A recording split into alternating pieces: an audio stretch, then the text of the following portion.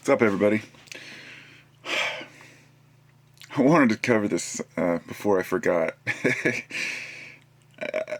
It came up in the end of my last video. I was talking about people who don't want to look up the information to do their research on things. And I guess I called it Google Block. And that's kind of how I feel a lot of the people are acting these days. Let me try to find an example. Like, two people will sit and argue over the specific details or like amounts or numbers behind a particular, let's say, the population of a country.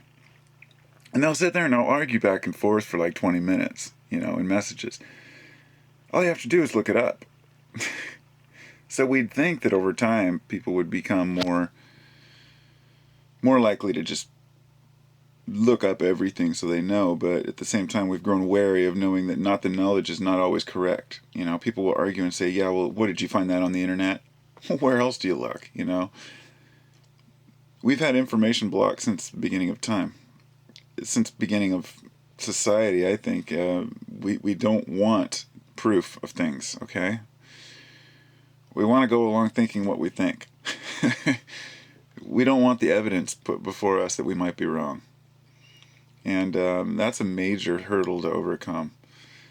I've seen two people in the same room arguing about like which sports team won a game or something. And I'm like, dude, all you have to do is just look it up. You're getting all heated over it. Just fucking look it up. Nope. A person is so determined that they're right that they know one of them is going to be wrong. And they know if they look it up, then they're going to come to that conclusion. And then that will end the argument. And sometimes the argument is the method. Just some thoughts about that. Doing research. Not saying, oh, well, you must have heard it on the internet. Well, that's what we have for an encyclopedia now. But you got to look through more than one source and don't just confirm what you want to hear.